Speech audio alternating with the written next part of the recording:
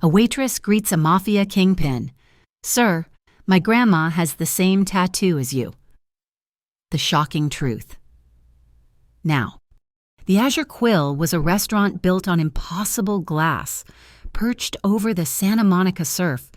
It was the kind of place where money came to whisper, not to shout. The sunset bled across the Pacific, staining the white tablecloths orange, then purple. The clinking of ice in heavy glasses was the only percussion allowed to accompany the muted jazz trio sighing from the corner. Lila Mora moved through this expensive quiet like a ghost in a black apron. She was efficient, invisible, and counting the seconds until her double shift ended. Then he arrived. He did not walk in. The room simply rearranged itself around his entrance. 3 men in dark, impeccably tailored suits followed. One stayed at the door, his eyes scanning the exit. One scanned the bar, his hand never far from his belt. And the third, the center of their gravity, was shown to the corner booth, the one with a clear view of the entire room and the dark ocean beyond. The manager, usually composed, hovered nervously before retreating. This was Lila's section. She approached, her notepad ready, her professional smile fixed. "Good evening, sir. Can I start you with—" He turned his head. His stillness was absolute. He had not been looking at the ocean. He had been watching the reflection of the room in the glass. His eyes were not cold, but they were heavy, the color of the ocean floor right before a storm. He wore silence like armor. As he shifted to face her, his left cufflink, a sliver of onyx, caught the light. His sleeve pulled back just enough. Lila stopped breathing. It was not a blur of ink or a crude design. It was a precise, delicate chain of crescent-shaped comets, wrapping around the bones of his wrist like a constellation trapped on skin. The words left her mouth before her brain could stop them. They were too loud in the sudden hush. "Sir, my grandma has the same tattoo as you." The world stopped. The jazz trio missed a chord. The clinking of ice ceased. The only sound was the sharp, violent crash of a real wave against the pilings below. Cassian Vieri, a name never spoken at the Azure Quill. Though he owned the building and the 3 blocks surrounding it did not move. The 2 men flanking the booth, however, moved instantly. Hands simultaneously dipped inside their jackets, their weight shifted forward, their expressions flat, ready to erase the girl who had dared to see the unseen. But Cassian Vieri did not tense. He simply lifted his index finger, a half-inch movement from the table, and held it there. The hands retracted. The 2 bodyguards became statues of tailored menace once more. Cassian looked at the girl. She was young, pale, and clearly terrified. Yet she had not run. Lila's hands were shaking, making the complimentary bread basket on her heavy tray rattle. I have a picture. I'm sorry, I've never seen another one." She fumbled for the cracked phone in her apron, her fingers slipping on the screen. Cassian waited. The silence stretched, becoming an interrogation. She finally found the image, a scanned, black and white photograph. She held the phone out, her arm trembling. Cassian did not take it. He leaned forward, just enough. The photo showed a young woman, beautiful and defiant, leaning against a vintage convertible in what looked like the desert. Her hair was wild, her smile sharp, and on her wrist, identical in every detail, was the crescent comet chain. Cassian Vieri's eyes, which had been passive, darkened. It was not anger. It was the deep, sudden recognition of a debt long buried, a curse returned to life. The manager, sensing disaster, scurried over, his face slick with panic. "Mr. Vieri, my apologies. Is there a problem? Lila, what are you doing?" "She was just leaving," the manager hissed, trying to pull Lila away by the elbow. Cassian spoke. His voice was gravel, quiet, yet it cut through the room like broken glass. "Leave her." The manager froze, then vanished. Cassian's gaze returned to Lila. It was sharp now, analytical. He was no longer a customer. He was the head of the low-tide syndicate, and a ghost had just walked into his restaurant. "How old are you?" he asked. 22, Lila whispered. Your grandmother, her name. Lila swallowed, the weight of her heavy tray suddenly unbearable. She looked down at the tattoo on his wrist, then at the photo on her phone, then back to his eyes. Her chin came up, just a fraction. Her name is Celeste Mora, but she changed it, many times. A shadow detached itself from a nearby table. A nondescript man in a rumpled suit, who'd been nursing a single whiskey for an hour, placed his cash on the table and walked toward the exit. As he passed Lila's unattended service station, he dropped a small, plain white envelope onto her tray. Lila glanced down. It was standard business stock, but on the corner, stamped in faint blue ink, were 3 letters WIB. She flipped it over, written in hasty, urgent block letters, "Don't let him touch you." Her blood ran cold.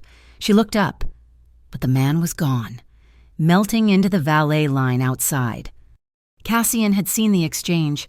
He watched the door the man disappeared through, his expression unreadable, before turning his full attention back to Lila. He stood abruptly. The tension broke. The jazz trio, sensing a reprieve, nervously resumed playing.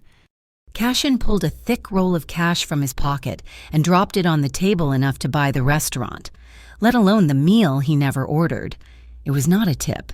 It was an anchor, a claim on the truth. He paused beside her, close enough for her to smell the faint, expensive scent of salt and vetiver. "Your shift ends at 11, he said. It was not a question. "Wait for me at the service exit. I need to hear what your grandmother told you. I need to hear her story. Through you." He and his men were gone, leaving a vacuum in their wake, the pile of money gleaming on the table, and Lila Mora holding a photograph, a warning, and the sudden, terrifying weight of a past that was not hers. The alley behind the Azure Quill smelled of bleach and old fish. The 11 o'clock marine layer had rolled in, thick and cold, swallowing the sound of the nearby surf. Lila Mora's apron was stuffed into her bag, the white envelope from the WIB agent digging into her hip. She clutched the strap of her bag, her knuckles white, her gaze fixed on the single, flickering halogen light that illuminated the dumpsters. A car door opened in the darkness. It was not a car that arrived. It was one that had simply been waiting, a long, heavy sedan the color of a moonless night. It had been parked in the red zone, invisible, its engine a vibration rather than a sound. Cassian Vieri sat in the back, the door held open by the man who had guarded the restaurant entrance. The interior was dark, but Lila could see the faint, sharp outline of his profile. "I am not going to ask you twice," he said. His voice was calm, carrying easily through the damp air. Lila looked back at the employee door, the safe world of time cards and burnt coffee. Then she looked at the dark, open maw of the sedan. She stepped off the curb and slid onto the plush leather. The door closed with a heavy, soundless thunk, sealing the rest of the world out. The car moved instantly, merging with the Pacific Coast highway lights. The partition between them and the driver was thick, dark glass. They were alone. "My bag," Lila said, her voice shaking. She pulled her worn messenger bag onto her lap and unzipped it. She retrieved a small, dented tin box, the kind that held holiday cookies decades ago. "I only have what she left, what she couldn't burn." She opened it. The contents were scarce. A faded bus ticket, Barstow to Los Angeles, a single silver earring, and a piece of paper. Folded so many times it was soft as cloth, the edges torn. Cassian took the letter she offered. He didn't turn on a light. He read it in the intermittent flash of passing headlights. It was part of a letter. The ink faded to brown. It spoke of fear, of running, of a comet pact that had been broken. It was signed with 2 initials, A.V. "Aurelio Vieri," Cassian said, his voice flat. He stared at the initials, his face cast in shadow. "My uncle, my mentor, the man who taught me how to read a room, how to weigh a man's soul." He looked up, his eyes finding hers in the dark. In the late 90s, he vanished. He was with a lounge singer from a small club in Long Beach. They said she was a ghost, a nobody. Her name was Celeste. Lila felt the blood drain from her face. The tattoo, Cashin continued, his voice low, was not meant for children in restaurants to recognize. It was an oath. The Marina cartel was purging its own. Cleaning house in Long Beach, the Comet Pact was a promise of mutual protection. If one fell, the other would burn the world down to find out why. She never burned anything down, Lila whispered, thinking of the tiny, sun-scorched house in Yucca Valley. She ran. She lives off the grid. She hates the news, hates hospitals. She pays for everything in cash. The car was quiet for a long moment, the only sound the hum of the expensive tires on pavement. She ran, Cassian said, because she thought he was a traitor, or she knew he was dead. He turned to look out the window at the dark, churning ocean. We were at Pier Nova, 1999. There was an explosion. The fire was so bright it turned night into day. His hand, the one without the tattoo, clenched into a fist on his knee. They said Aurelio set the charge. They said he sold us out to the cartel, that he tried to kill my father. He was labeled a traitor. I have trusted no one outside of my own blood since that day. A memory, cold and sharp, surfaced in Lila's mind. A hot desert afternoon. Her grandmother filtering water through a cloth, her eyes scanning the horizon. She told me, Lila said, her voice barely audible. She warned me. She said, Lila, this world is full of ghosts. If you ever meet another soul with that comet streak on their skin, you run. But if you can't run, you ask them one question. Cashin turned his head slowly. His eyes were intense. What question? Why are you still alive? The question hung in the air, an accusation and a plea. Cassian stared at her, the muscle in his jaw tightening. He did not answer. He did not need to. The question was meant to wound, and it had... Instead, he reached into the breast pocket of his jacket. He did not pull out a weapon or a wallet. He produced a small, black plastic object, a micro-cassette recorder, 90s tech. He held it out to her. We found this in one of his storage units, years after the fire. We thought it was meaningless. Lila took it, her fingers brushed against a faded, typewritten label taped to the side. 2 sets of initials, stark and clear, A.V. plus C. This, Lila breathed, this was hers. It was in a box with her name on it, Cassian confirmed. Lila's thumb found the small, worn button. It was stiff, but it clicked. She pressed play. There was a hiss, a pop. Then, the unmistakable, deafening sound of torrential rain hammering a car roof, the squeal of tires on wet pavement, a man's voice, rough and desperate, breathing hard. The engine's flooding. They're still on us, and then, Celeste, keep your head down. There was a heavy thump, like something hitting the car, followed by a crackle, then the voice again, closer to the microphone, a raw whisper. If anyone hears this, the truth didn't die at the pier. The truth. A sharp click, and the tape ran out, ending on a half-breath. The silence that flooded the car was absolute, heavy, and terrifying. Lila looked at the cassette player, then at the man beside her. The story was not dead. It was sitting in her lap, and it had just woken up. The Sable Lantern was a coffee shop that existed in defiance of the Santa Monica sun. It was 3 p.m, but inside, it was a permanent, bruised twilight. The only light came from the deep purple neon sign of the bar next door, which bled through the windows and stained the air. Cassian Vieri was already in the back booth, a figure of impossible stillness. He did not look like he belonged in a place that smelled of stale espresso and lavender soap. Lila slid onto the cracked vinyl bench opposite him, the micro-cassette recorder feeling like a brick in her bag. She placed it on the table. The purple light caught the faded label A.V. plus C. I listened to it all night, Lila said, her voice low. She hadn't slept. I ran the audio through a filter on my laptop. The rain, the chase, that was just noise covering the real recording. She had pressed her headphones tight to her ears, listening past the squeal of tires and the panicked shouts, and underneath it all, she found it, a different layer, a calm, clinical conversation, recorded over. "Play it," Cashin said. Lila pressed the small button, a hiss, then a man's voice, professional and detached, verifying designations for the transfer.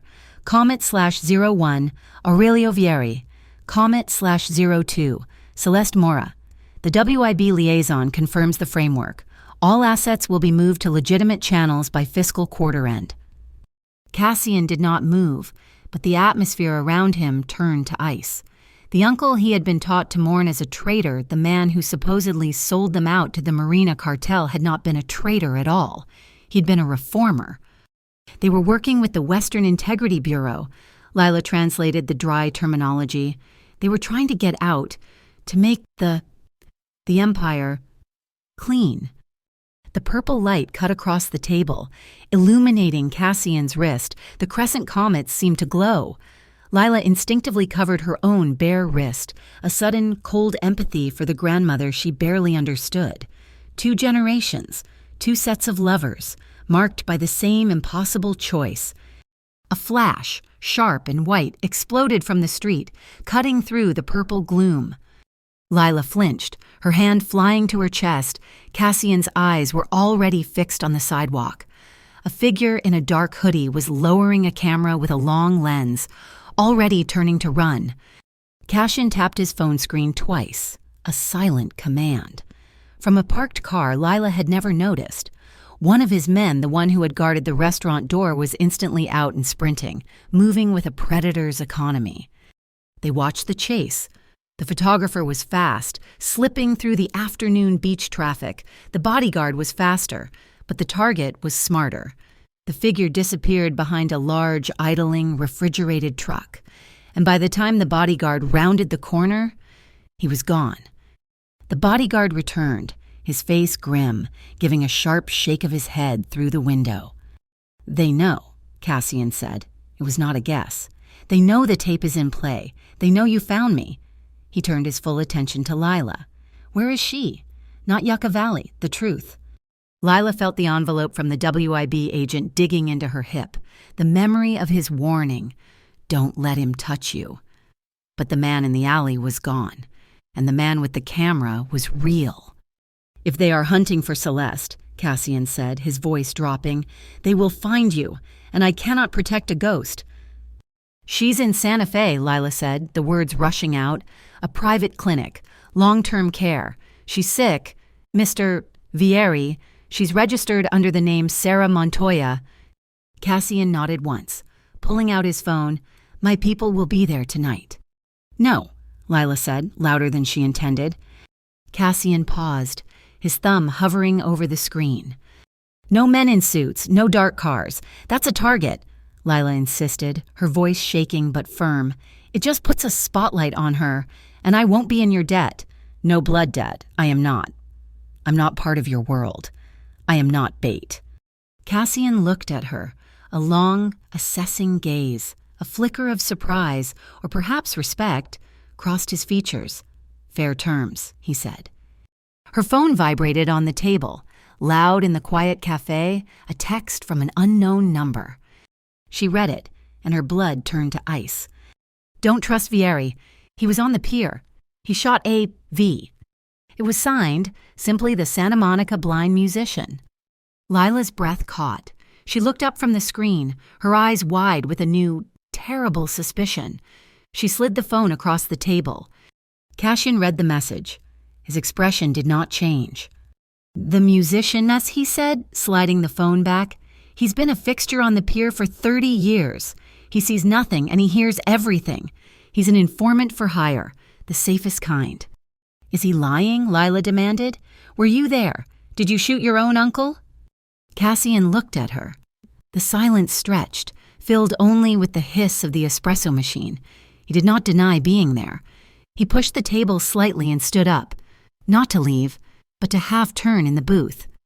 He was wearing a simple gray t-shirt under a light jacket. He pulled the hem of the shirt up, just a few inches, exposing the skin below his left rib cage. Lila gasped. It was not a new wound, but it was a deep one, a puckered, violent starburst of scar tissue, pale against his skin, the unmistakable geography of an old bullet wound. "I was 20, Cashin said, his voice raw, different from the smooth, controlled gravel she was used to. Aurelio brought me. He was going to introduce me to her, to Celeste. He said the Comet Pact was the future. Then the pier exploded." He let the shirt fall. "The cartel was waiting for us. Someone had tipped them. Aurelio pushed me behind a stack of crates, but the shot came through. It was meant for him." He tapped his side. "I took this. When I regained consciousness, the dock was on fire and he was gone. They told me he lit the fuse and ran." The weight of his scar settled between them, a truth heavier than the lie on her phone. Cashin threw a wad of cash onto the table. "We're leaving. Now." He guided her not through the front door, but the side exit into a narrow alleyway that smelled of ozone and wet cardboard.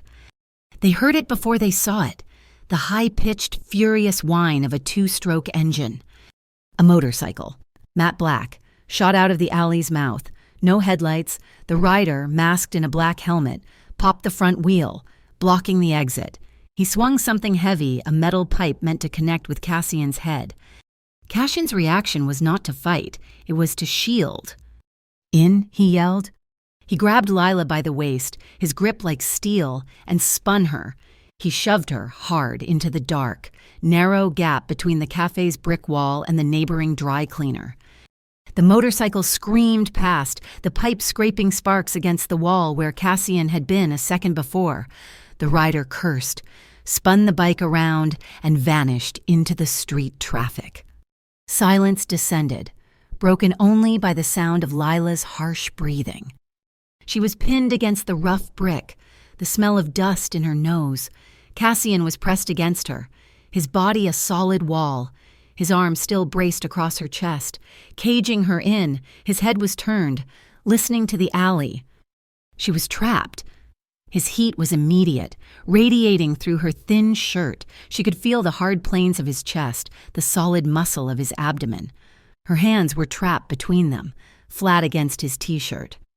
Lila's heart was a frantic bird, hammering against her ribs. And under her palm, she felt his. It was not calm. It was not slow. It was a heavy, powerful thud, thud, thud, a war drum answering her panic, beating in perfect, sudden time with her own. They stood there for a second. 2. Hearts synchronized in the dark, breathing in the same small space. The danger just outside. The car Cassian had stolen, a beaten-up domestic sedan from a long-term airport parking lot, finally died at a 2-pump gas station outside 29 Palms, near the entrance to Joshua Tree. They hadn't spoken since the alley, the echo of their synchronized heartbeats filling the silence. They checked into the only motel visible, a single-story crescent of peeling paint called the Dusty Arroyo. They paid in cash, the last of Lila's tip money from a week ago, and took room 7, the one furthest from the road. The room was small, suffocating. The air conditioner was broken, and a single ceiling fan wobbled, clicking with each rotation. It did nothing to move the heat. It just provided a soundtrack to the oppression.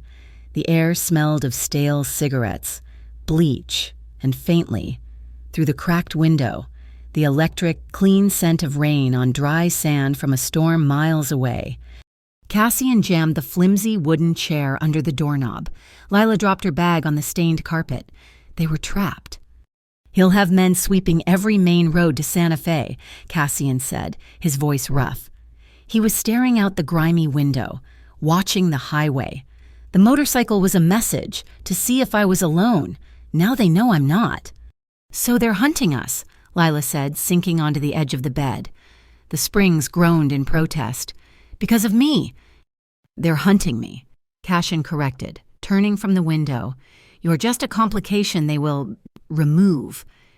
The finality of his words hung in the hot, small room. Lila shivered. He shed his light jacket, revealing the gray t-shirt, now damp with sweat. The raw power she had felt in the alley was still there, but now, under the single buzzing yellow bulb, she saw the exhaustion. The lines around his eyes were deeper, the scar on his side a visible ridge as he moved. He sat on the other bed, a chasm of 3 feet between them. He unwrapped the half loaf of bread they'd bought at the gas station and tore it in two, handing her a piece. They ate in silence. The bread was dry, tasteless. It was the most intimate meal of Lila's life. "You've run before," he said, not a question. Lila nodded, staring at the bread. "My whole life. Celeste. She called it seeing new places. We never stayed anywhere more than 6 months. New towns, new last names, new schools. I was always the new girl, the weird girl who lived in a trailer with her paranoid grandmother. I learned to pack one bag, to never make friends, to look for the exit in every room." She looked at him. "Just like you." Cassian's gaze was heavy. "I never learned to pack. I learned to own the room, to build a fortress and sit on top of it. I thought it kept me safe.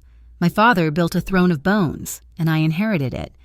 I'm just so tired. I'm tired of the weight of it." It was a confession that stunned her, a crack in the marble facade. He was not a king. He was a prisoner of the crown. Before she could respond, her phone buzzed. An unknown Wi-Fi network, weak but present, a video call request from Sarah Montoya.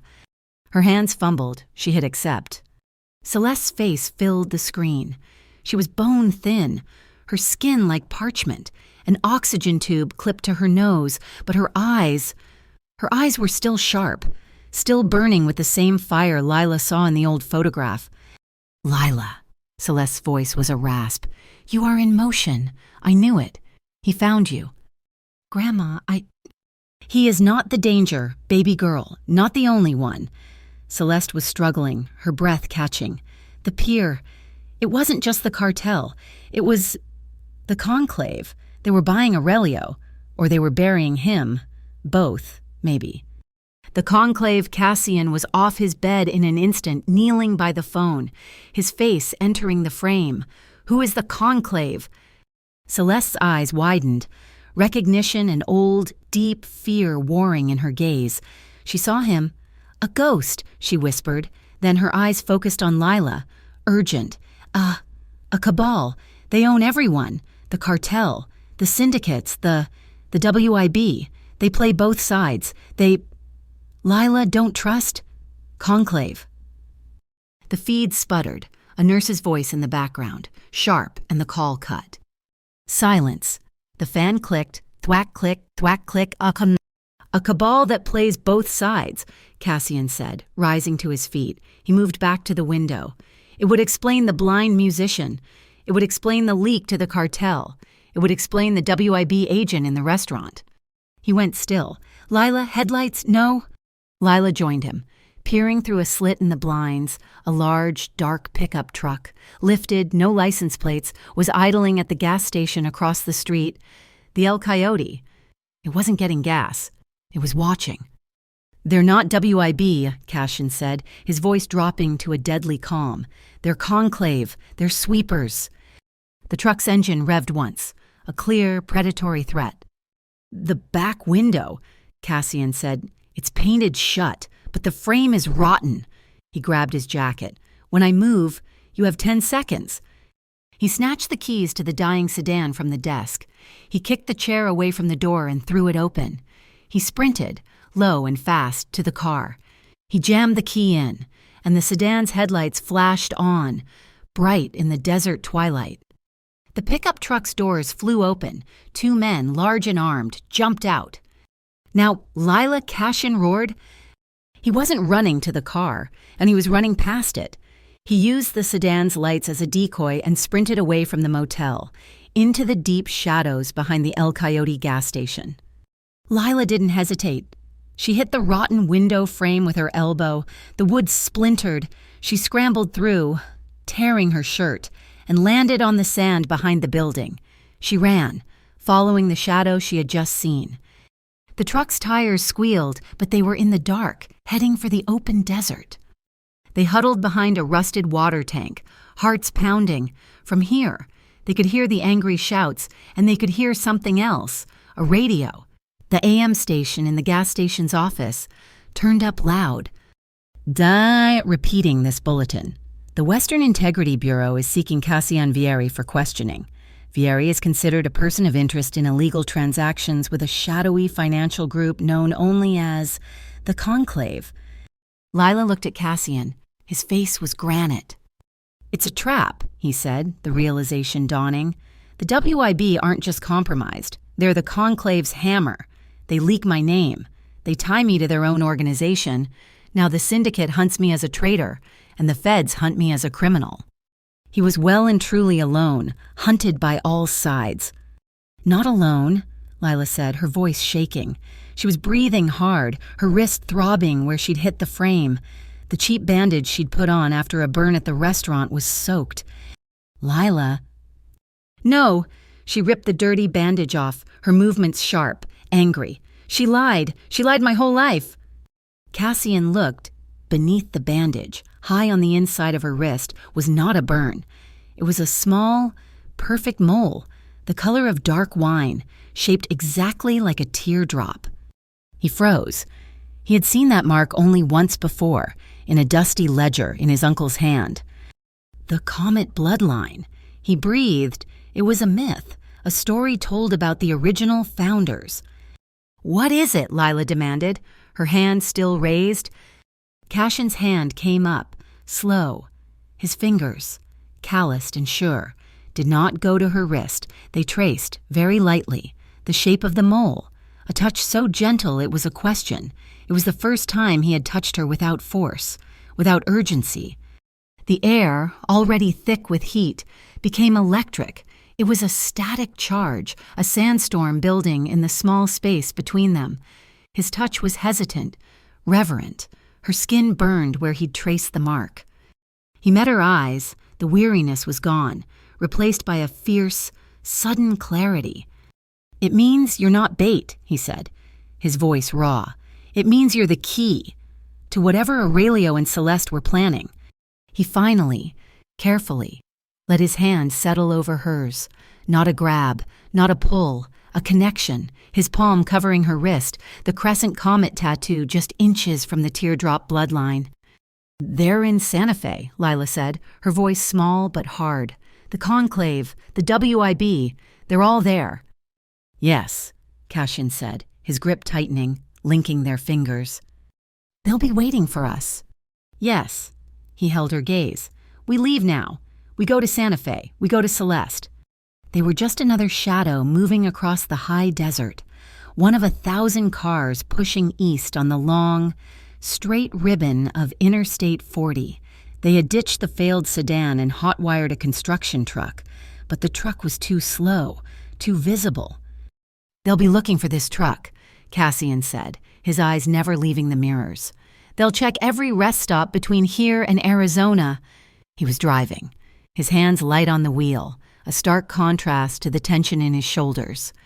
So what are we looking for? Lila asked, her own eyes glued to the side mirror. Not a car, a pattern, he said, his voice the low rumble of the engine. Anyone who exits when we exit, anyone who stays 2 miles back for more than 20 minutes, you don't just look, you listen, feel the rhythm of the traffic. You can smell a tail. They brake when you brake. Even on an open road, they're trying to sync with you. It smells like hot brakes. He was teaching her, his words stripping away her civilian innocence and replacing it with the sharp, cold knowledge of the hunted. In Gallup, New Mexico, he pulled off the main drag and into a dusty industrial park. He parked the truck behind a nondescript warehouse, tied in Ember Logistics. One of mine, and he said, cutting the engine. Clean, legitimate, or legitimate enough. Inside, a single, tired-looking man sat behind a metal desk. He didn't stand when Cassian entered, just nodded once and slid a set of keys and a thin folder across the desk. The canyon. It's deeper than you thought. The name at the top is Silas Crane. He runs Silvertine Canyon like a private kingdom. They call him a philanthropist. The most dangerous kind, Cassian said. He opened the folder. Inside were 2 new driver's licenses, flawless forgeries, and a registration for the car outside, a gray, boring, utterly anonymous sedan. As they crossed the state line into New Mexico, the high desert opening up around them, Lila's phone, which she thought was dead, buzzed. A single text. He's lying to you. Silas Crane doesn't exist. It's Vieri's own trap. She stared at it and the number was blocked. It was the musician again, or the WIB, or the conclave. It didn't matter. The walls were closing in, and every hand looked like a fist. She deleted the text, but the poison remained. They stopped for gas at a lonely station outside of Grant's. Cassian went inside to pay, his eyes scanning the two other customers. Lila was pumping the gas, the nozzle cold in her hand, when a woman approached. She was plain, professional, in a sensible blue pantsuit. Lila Mora. Lila's hand tightened on the pump handle, her body tensing. "My name is Marin Cade." The woman discreetly flashed a badge. "WIB?" It was the same blue stamp from the envelope. "We know you're in danger. Vieri is compromised. He's been negotiating with the conclave for weeks. We're about to move on him." You're working with them," Lila stammered. Celeste Mora is under our protection," Cade said, her voice dropping, sympathetic. "We're moving her to a secure facility, but Vieri's men are close.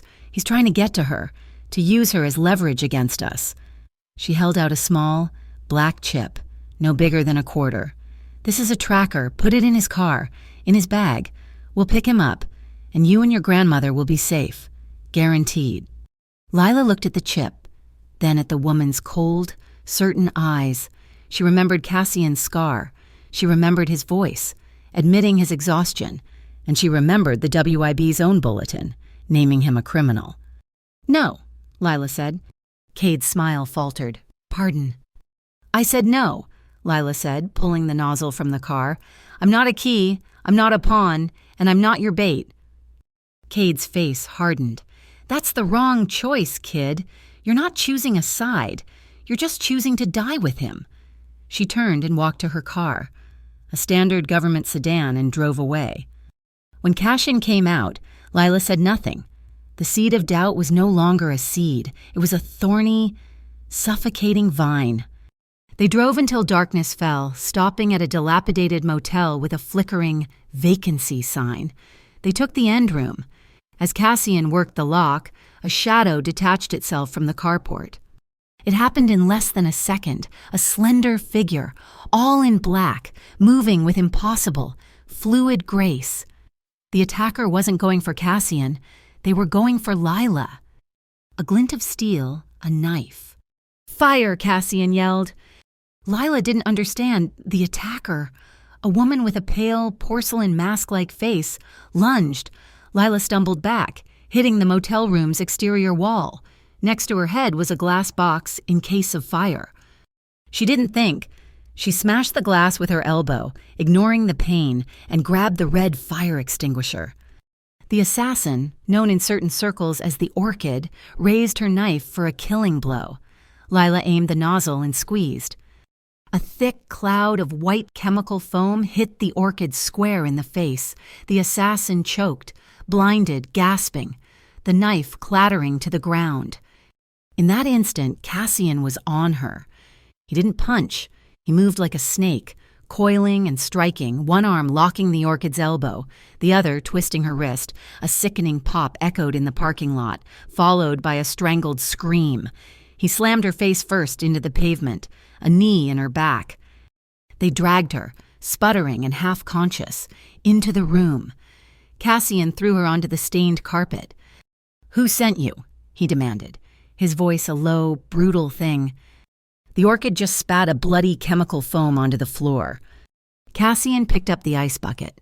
"You can tell me, or you can try breathing this stuff for the next 10 minutes. "Silas Crane," she choked out. "He sent me, but not to kill, to retrieve." "Retrieve what?" "The girl." The Orchid looked at Lila, her eyes burning with hate. "He wants the living gift, the key, Aurelio's data vault. Only the Comet bloodline can open it. He wants her alive." Lila Naiwani, who was pressing a towel to her bleeding elbow, froze. Her blood ran cold, then hot with a fury she didn't know she possessed. "A living gift, a key." She stalked forward, her voice shaking. "I am not a thing." Cassian put a hand on her shoulder, pushing her back gently, his eyes never leaving the assassin. He looked at the orchid, then at Lila. His face was a mask of cold resolve. "Listen to me," he said, his voice quiet, final. "Tell Silas Crane this. Anyone touches her again, they die." His phone buzzed, a secure text. He read it, his face going pale. Lila looked at him, her heart hammering. "What?" "It's from my man in Santa Fe," he said, showing her the screen. "Celeste is no longer at the clinic. She was moved. Urgent transport, an hour ago." "Moved where?" Lila whispered, dread coiling in her stomach. "A new location," Cassian said, his eyes locking with hers, the doubt and the danger and the strange, terrible bond between them solidifying. "San Miguel Hospice, just outside the city. A new location, a trap, or the only truth left." They did not stay at the motel. Cassian had bound the orchid with the room's television cable and left her for the local police to find, along with an anonymous tip about a disturbance. They were gone before the first siren cut the air, driving into the black, featureless heart of the New Mexico desert. He found it 2 hours later, a small, abandoned adobe casita set miles down a washboard dirt road, forgotten by time. The air was cold now, the high desert altitude stealing the day's heat. Inside, it was just one room, with a dirt floor and a small beehive-shaped fireplace in the corner. It was shelter. Cassian used a lighter to inspect the flue, then began to build a fire with the dry. Ancient wood stacked against the wall. Lila huddled on the floor, her arms wrapped around her knees. The towel from the motel still clutched in her hand. The adrenaline from the fight was gone, leaving a deep, trembling cold in its place.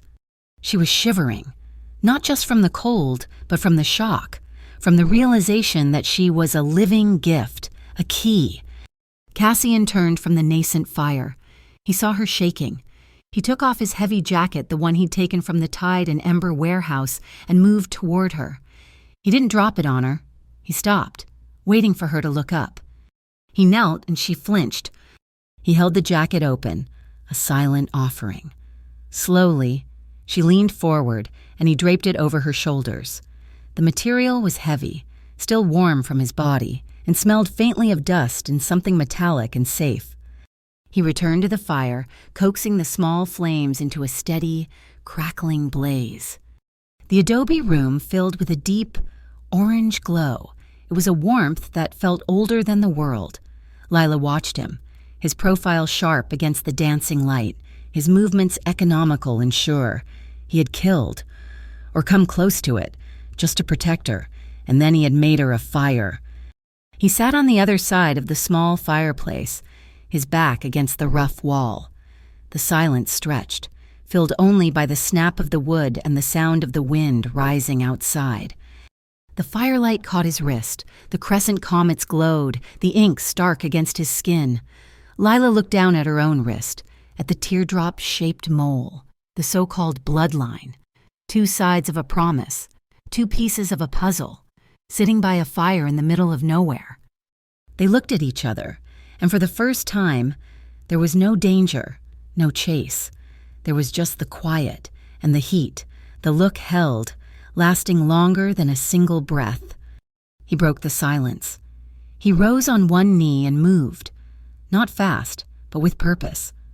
Crossing the few feet of dirt floor that separated them, he knelt in front of her, so close she could feel the heat radiating from his skin.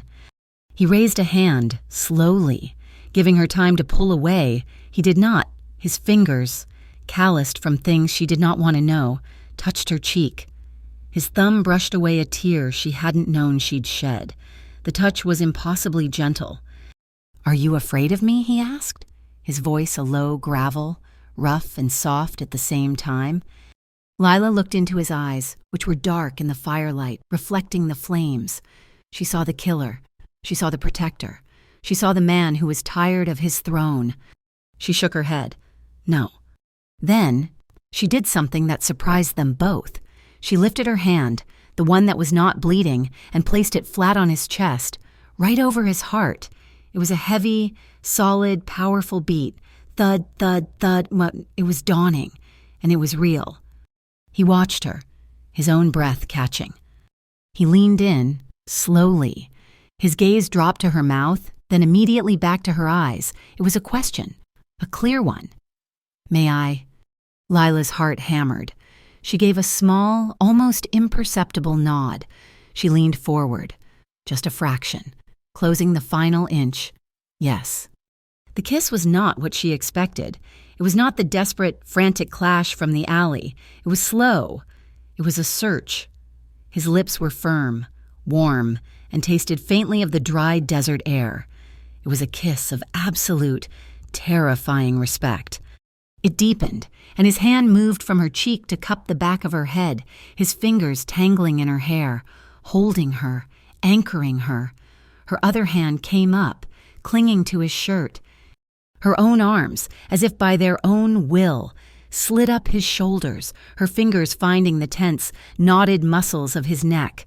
She clung to him, and with a small sigh that was half surrender, she felt the rigid wall of his body soften, the tension he had carried like armor, the bowstring that had been strung taut for 20 years, finally went slack. He pulled back, just enough for their foreheads to touch. They were breathing the same air, their hearts hammering in a frantic, shared rhythm. He kept his eyes closed, as if memorizing the moment. "Lila," he whispered. It was not a name. It was an oath. He guided her down, pulling her with him to lie on the hard-packed earth beside the fire, his jacket still wrapped around her. He did not let her go. He gathered her close, his arms a fortress, her head tucked under his chin. The firelight washed over them in waves of red and gold. Lila felt his hand find hers in the dark, his fingers lacing with hers, holding on tightly. She felt the rise and fall of his chest, the solid, steady beat of his heart against her ear. And for the first time since she was a child, she felt completely and utterly safe. The flames danced, reflecting on their skin. This was not a conquering. It was a truce, a quiet surrender to a force more powerful than the Conclave, or the W-Ib, or the ghosts of Pier Nova. It was two hearts, beating as one in the dark. After a long time, a quiet stillness settled over them. The fire burned low, reduced to glowing embers. Lila smiled, a soft, sleepy expression, and burrowed closer, her hand clutching the front of his shirt. Cashin watched the last of the flames. He found an old, threadbare blanket on a nearby shelf, and gently, so as not to wake her, he covered them both. He lifted her hand, the one with the comet bloodline, and pressed a kiss to the back of it, a gesture not of possession, but of protection, a promise. When the sun rose, they would go to Santa Fe. They would face the trap, the hospice, and the truth. They would go together. San Miguel Hospice was not a hospital. It was a final whisper, built of traditional adobe. It melted into the pinon-dotted hills outside Santa Fe, a place of profound, quiet beauty and irreversible endings. The air smelled of juniper smoke and cold, high desert chaparral. Cassian had cleared the room, using a non-existent authority that his presence simply manufactured. Lila was alone with Celeste. The room was warm, the lights low. Celeste Mora, propped against a half-dozen pillows, looked like a small, dry leaf. Only her eyes, dark and sharp, were alive. "He's alive," Celeste rasped. The words were stones dropped into a still pool. Lila, checking the oxygen saturation monitor, froze. "Aurelio," Celeste said, her voice gaining a strange, papery strength. "He's alive." Cassian was guarding the hallway, but he heard. He went utterly still, his back to the room, a statue of carved granite. He died at Pier Nova," Lila whispered, her voice catching. "The fire." "He set the fire," Celeste corrected, a terrible clarity in her gaze. It wasn't the cartel that day. It was the Conclave. They were absorbing. They wanted his networks, his routes. He couldn't fight them, so he chose to disappear. He faked his own death. She reached out, her fingers like bird talons, and grasped Lila's wrist, the one with the teardrop mole. He had a failsafe, a vault, everything the Conclave needed, everything he had. He locked it. He couldn't trust his own bloodline, but he trusted ours. Lila stared at her hand. The bloodline. Celeste's eyes filled with tears. The first Lila had seen. That mole. It's a key. A second-generation biometric scan. Aurelio. He was brilliant and he was cruel. He made you the lock. She choked on a sob, a dry, racking sound. I'm sorry, baby girl. I'm so sorry. I spent 22 years running, trying to keep you a secret, trying to keep you worthless to them, but he made you. He made you a mandatory bait. Cassian turned from the doorway, his face a mask of cold, dawning horror. He finally understood. The pursuit. The orchid. A living gift. He wants her. Alive. They weren't hunting Lila because she was with him. They were hunting her because she was the key. The door to the room opened, pushed wide. Not a nurse. It was Agent Marin Cade, her face impassive, her sensible blue suit looking utterly alien in the quiet room. 2 male agents, broad and silent, flanked her. The perimeter is secure, Mr. Vieri, Cade said, her eyes taking in Celeste, then Lila, then the tense, murderous posture of Cassian. I appreciate you leading us here. You, Cassian growled, are compromised. The Conclave is a cancer, Cade said, her voice sharp, ignoring him. My organization, the WIB, is rotten with it. We're building a shadow case, trying to cut it out, that vault Aurelio left. That's our linchpin. It's the only thing that can burn Crane.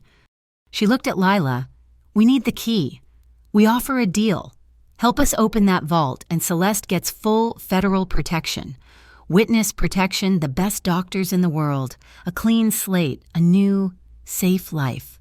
You leaked my name to the press, Cassian said, his voice a low vibration. You set me up as the target. I did, Cade admitted, to draw the Conclave's sweepers out, to see who they sent. It worked. Cassian looked at Lila, his eyes a warning. Do not trust her. Lila looked at her grandmother, frail, dying and trapped. She needs doctors, Lila said, her voice shaking but firm. She needs to be safe. We take the deal. Lila, no, Cassian commanded. Yes, Lila shot back, standing up. I'm not leaving her to die in a trap. We take the deal. Celeste was fumbling at her own neck. She pulled a thin, tarnished silver chain from beneath her gown. On it hung a single, beautifully carved pendant, a crescent-shaped comet. It's not just a vault. Baby girl, she whispered, her voice urgent. It's a map. The other half. Aurelio has the other half. She pressed the cool metal into Lila's palm. Silvertine Canyon, the old Black Comet wine cellars. It's buried under the... Thank you. Celeste, one of Cade's agents said. He was the one by the window. He was smiling. He raised his handgun, not at Cassian, but at Marin Cade. Agent Cade, you're relieved of duty. Conclave protocols are now in effect. We'll take the key from here. Traitor, Cade yelled, drawing her own weapon. The room exploded. It was not a prolonged battle. It was 3 seconds of chaos, a deafening crack. The window behind the agent shattered, a second pop. Cade screamed, a sharp, angry sound, and collapsed, clutching her shoulder. Cassian didn't join the fight. He moved for the only thing that mattered. He grabbed a thick wool blanket from the chair, lunged for the bed, and in one motion, scooped the frail, 100-pound Celeste into his arms. Lila, move, he roared. The traitorous agent was turning his gun on Cassian, the primary target. Lila did not run. Cade was on the floor, her face pale, blood pouring from a wound high on her arm, arterial. She was 2 minutes from bleeding out. In here, Lila screamed at the agent. He turned, confused. Lila grabbed the heavy stainless steel water pitcher from the bedside table and hurled it at his head. It struck him in the temple. A heavy, wet thud. He staggered, disoriented. In that second, Lila was on her knees next to Cade, ripping open a sterile gauze pack from the supply cart. Press down, she commanded, her voice the sharp, clear tone of a paramedic. She shoved Cade's own hand onto the wound. "Press hard or you will die." She was buying them a shield, buying them seconds. Cassian, Celeste held tight to his chest, paused at the door, watching her, in the midst of gunfire. With a federal agent bleeding at her feet, she was not panicking. She was commanding. She was working. A surge of respect, so fierce it almost choked him, filled his chest. "Lila now," he yelled. "Go!" Cade gasped, her hand white on her own shoulder. Lila ran. She grabbed the comet pendant from the floor and sprinted after Cassian, down the service hallway and out into the biting, cold Santa Fe night. As they piled into the anonymous sedan, Celeste was coughing, her breath a thin, terrible rattle. She looked up at Cassian, her eyes wide with a final, desperate terror. I lied," she wept, her small hand clutching his shirt. "One last time. His name." "It doesn't matter," Cassian said, his eyes scanning the parking lot for threats. "It does," she cried. It wasn't Vieri. That was his father, his mother's name. The one we were going to take. The one I was supposed to meet him with." She dissolved into a final, heartbreaking sob, the confession of a life lived in waiting, an appointment missed for 25 years. His name was Aurelio Valente. Cassian's foot slipped off the brake. The car jerked. Valente, not a Vieri. The name of the very family his father had gone to war with. The name that started the purge. Lila looked at the pendant in her hand, the key. She looked at Cassian, his face pale, his world visibly shattering. She realized the truth. That vault didn't just contain the Conclave's secrets. It contained the real history of the Pier Nova fire. Opening it wouldn't just burn Silas Crane, it would incinerate the entire legacy of the low-tide syndicate. It would destroy everything Cassian was, and she was the one holding the match. Silvertine Canyon was a scar in the earth, a place the desert was trying to reclaim. Night fell over it not as a blanket, but as a judgment. The Black Comet wine cellar was built into the canyon's northern wall, a monument to a forgotten tycoon's folly, now silent and dark. Their group was small, wounded and desperate.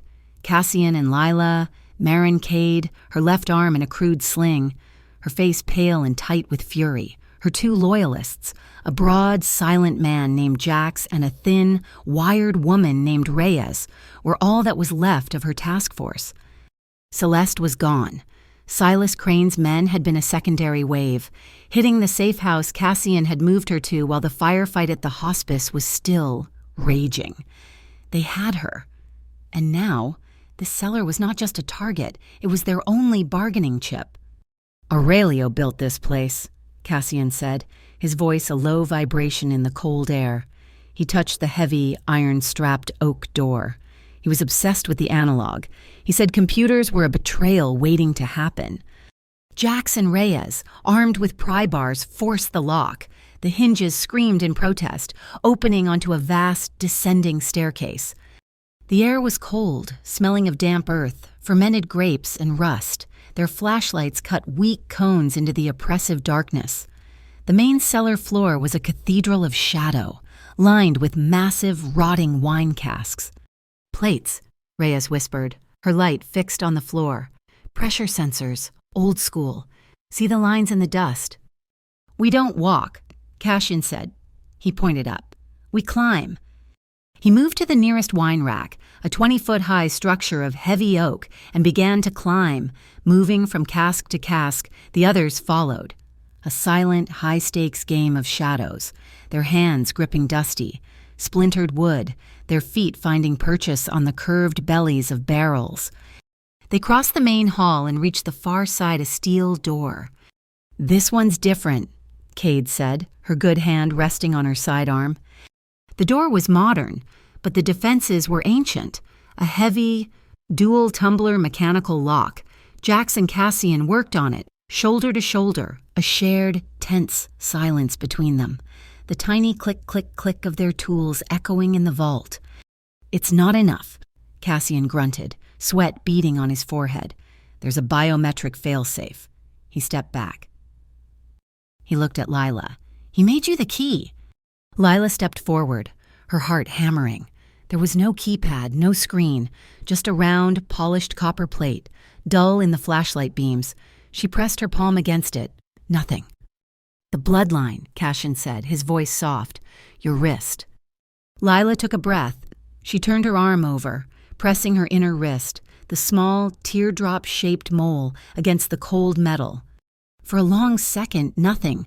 Then a heavy thud from within the wall, a hiss of pressurized air. The heavy steel door groaned, then clicked open. The sound like a coffin lid sliding on stone. They entered.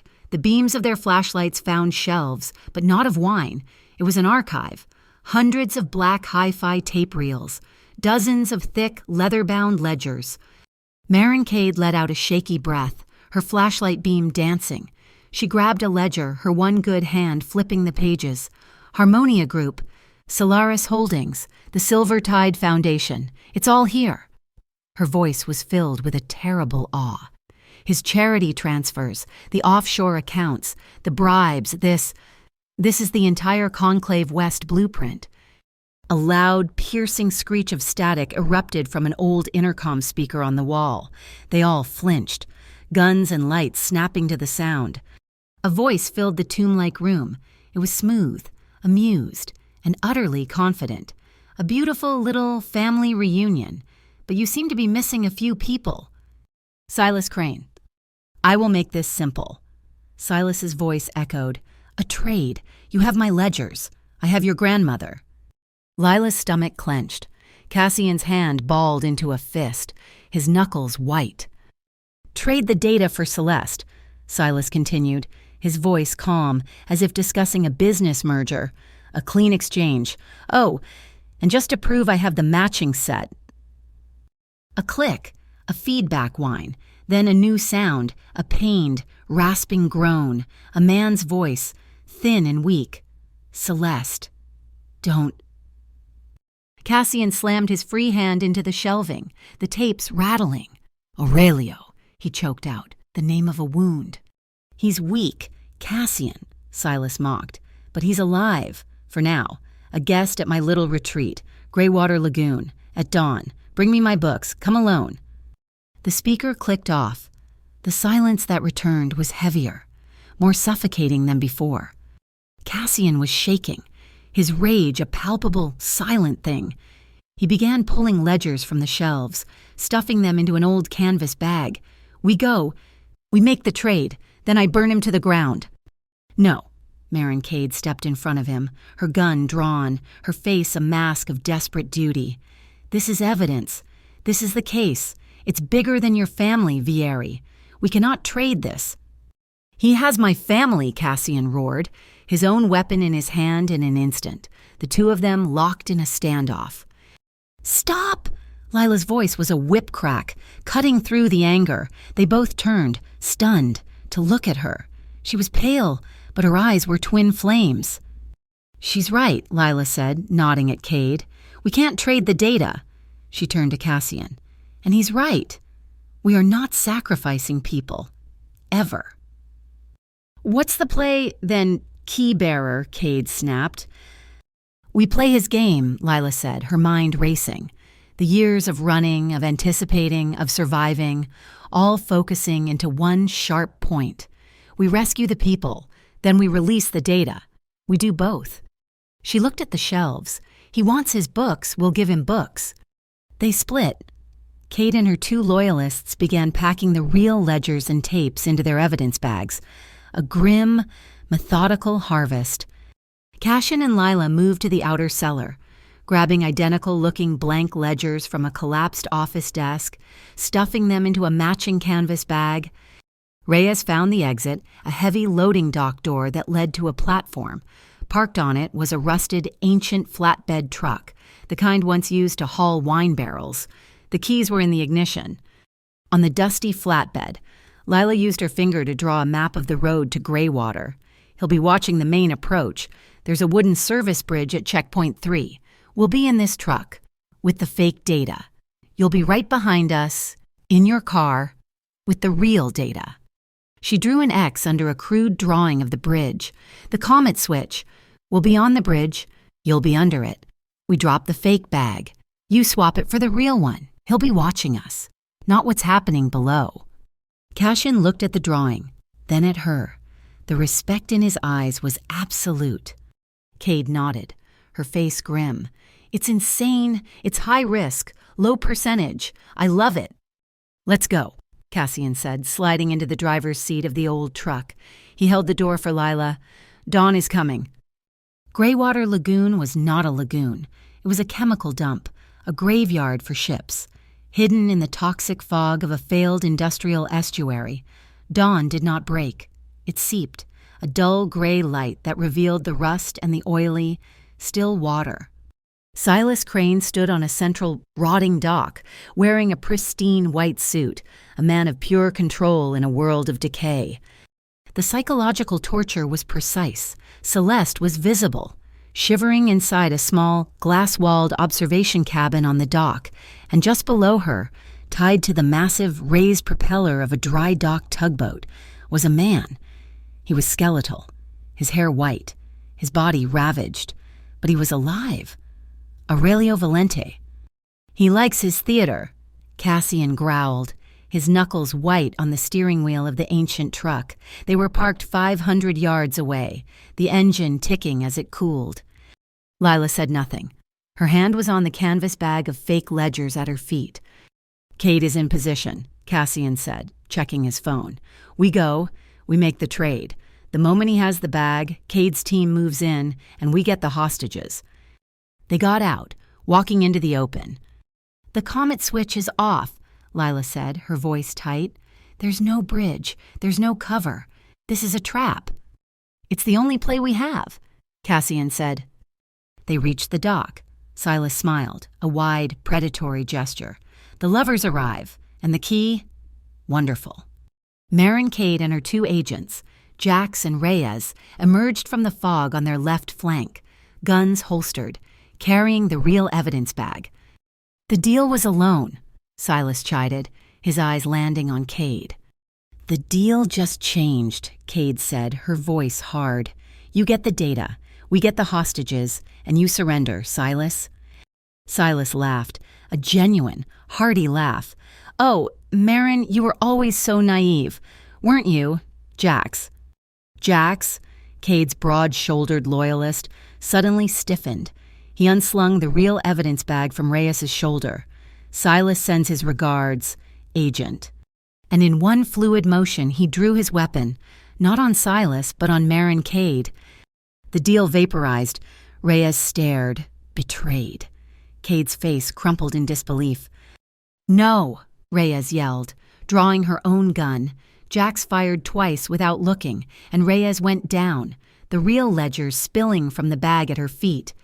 Jax turned his weapon, the barrel swinging past Cade, aiming directly at the most valuable asset in the field.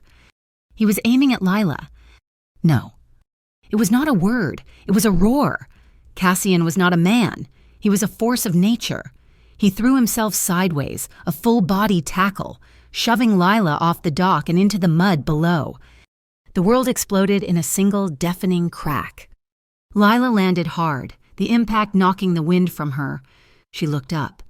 Cassian was still on the dock, on his knees, his hand clamped to his side, his face a mask of agony. A dark, blossoming stain was spreading over his shirt.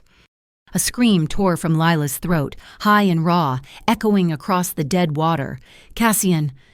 Her hands were shaking so violently she could barely push herself up, but her eyes were dry. The terror was too cold for tears. On the dock, chaos.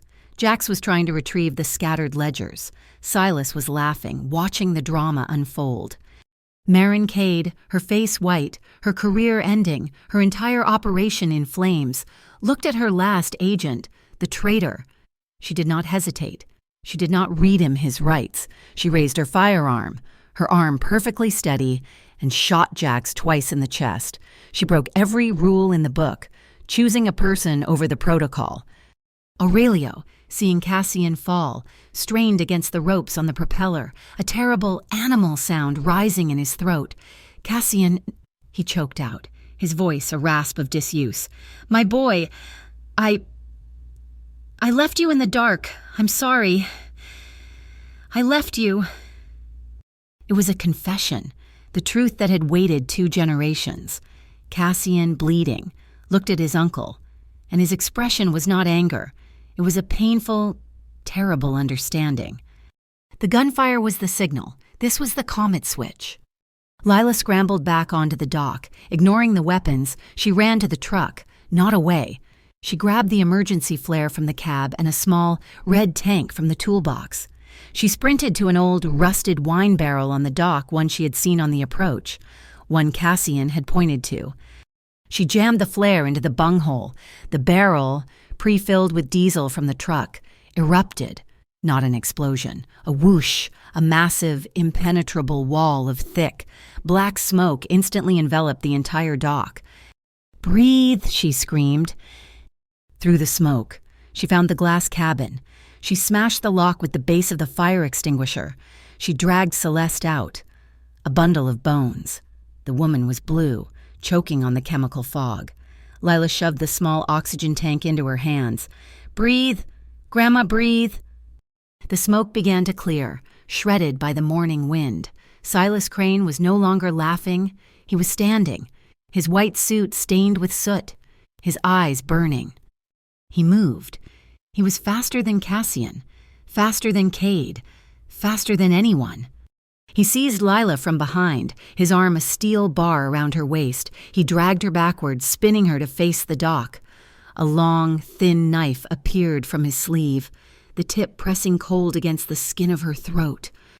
"The key," he hissed in her ear, his breath hot, his control finally breaking. "There is a secondary vault. The bloodline is the key. Open it now." Lila was frozen, the sharp sting of the blade at her throat. Cassian was on one knee, his gun raised, but his hand was shaking. The shot impossible. Everything hung on a single, terrible thread. Lila locked eyes with Cassian.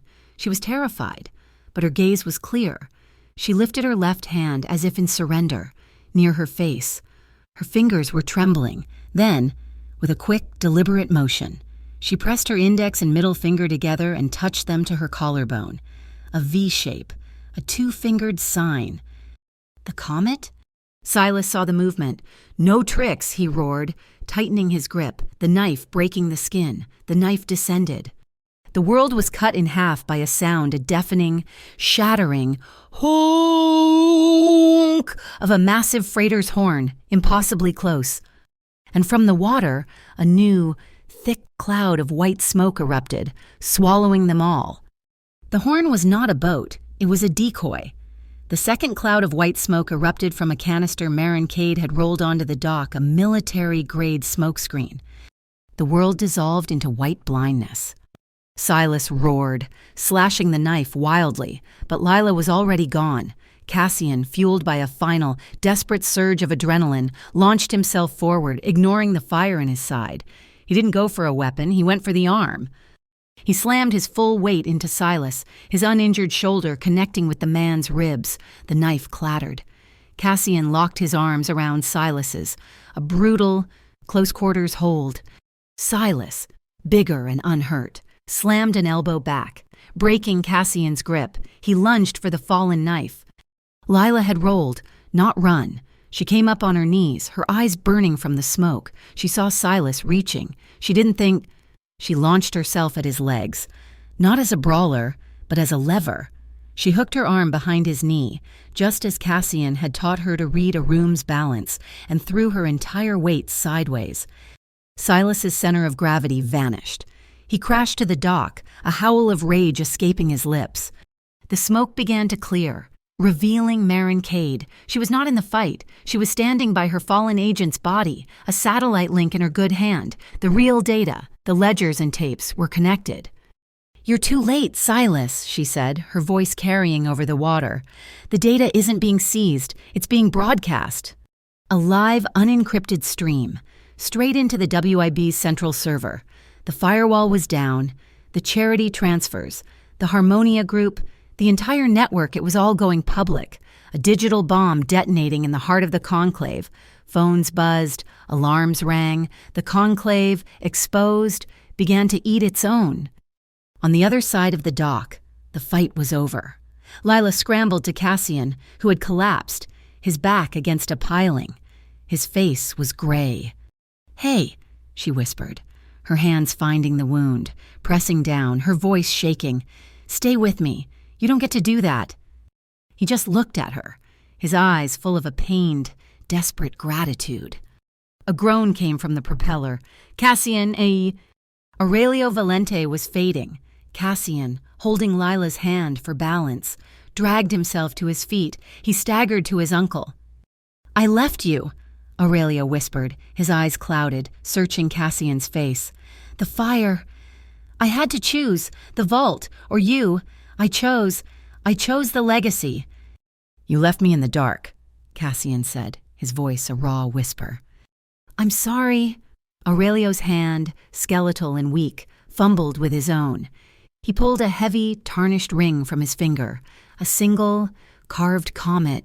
"I tried to turn the violence into a shore." He pressed the ring into Cassian's hand. A haven. He looked past Cassian, at Lila, and a faint, peaceful smile touched his lips. "Celeste," he breathed, and was gone. Cassian stood there, the ring in his hand, and for the first time since he was a child, he did not fight the grief. He did not hide. He wept. Silent tears carving paths through the grime on his face. "Heart's failing," Cade yelled. Lila snapped her head around. Celeste was on the dock, her body still, the oxygen mask fogged.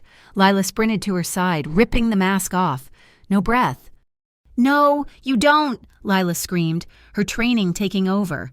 She tilted her grandmother's head back, pinched her nose, and sealed her mouth over the old woman's, breathing for her. 1, 2. She laced her fingers. "Come on, Grandma. Come on." She began compressions, sharp and rhythmic, forcing the heart to remember. 1 and 2 and 3 and a violent, wet cough. Celeste's eyes flew open, terrified, alive. She gasped, her hands flying to Lila's. "Baby girl." They clung to each other, the two comet tattoos separated by a lifetime, now pressed together under the gray light of rescue sirens. It was not over. Silas Crane, his face a mask of pure, reptilian hatred, was on his feet. He ran, not to fight, but to the tugboat. He was holding a small, silver detonator. "If I burn," he screamed, "you all burn with me." The boat was wired.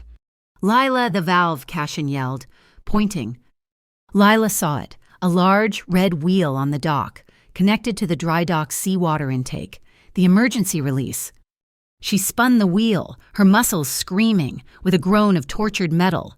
The valve opened. The gray water, oily and black, surged into the dry dock basin. It hit the hull of the tugboat with the force of a battering ram, the water rising instantly.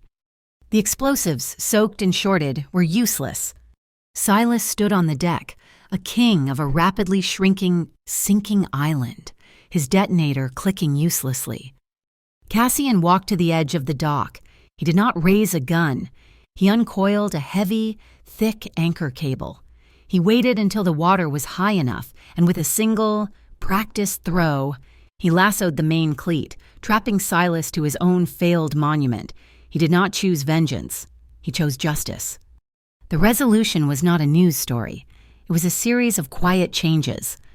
Cassian Vieri, using the ring and the name Aurelio Valente, dissolved the violent arm of the low-tide syndicate. He pivoted its assets, its logistics, its entire structure into a new, legitimate organization. He called it the Comet Haven Foundation, a fully funded, semi-official partner to the new Western Integrity Bureau, specializing in witness protection and asset extraction. Marin Cade, having survived her own organization's purge, took the helm of the new West Coast Integrity Unit. Her first, unofficial act was to lose every piece of paper that mentioned Lila Mora. She was an ally, now without a title. In East Los Angeles, the first recipients of the Celeste Line Scholarship began their studies in nursing and community social work. The azure quill was repaired, the storm damage was gone, the impossible glass replaced, stronger than before, the rooftop, once a place of danger, was now just a place. The moon was a silver disk over the dark, calm Pacific. Lila stood by the rail, the sound of the waves a familiar, gentle rhythm. She heard him approach, she turned, and Cassian was there. He was no longer a king, he was just a man. He wore his scar. He wore his new purpose. He stopped, a few feet from her. Lila stepped forward. She raised her hand, not to his chest, but to his wrist, her fingers, gentle. Traced the outline of the crescent comet chain. He covered her hand with his own, his thumb finding the teardrop mole on her skin. He leaned in, his eyes asking the question. She gave him the answer, rising to meet him. The kiss was slow. It was not the desperate search in the adobe or the panicked heat in the alley. It was a known quantity. It was salt and sea air and the scent of a future. It was a promise kept. They held each other, two survivors, their tattoos inches apart, their hearts beating in the same steady rhythm. Lila leaned back, her head resting on his shoulder, and looked up at the sky. "We weren't born under the same sky," she whispered, "but we chose the same constellation." Cassian's arm tightened around her, pulling her impossibly closer. He looked from the stars, down to her. "And from now on," he said, his voice low and certain, "it leads." Thank you so much for listening to our story. We'd love to know where you're listening from. Comment below to say hello, share your thoughts, and connect with us. Don't forget to subscribe to Mafia Boss Story.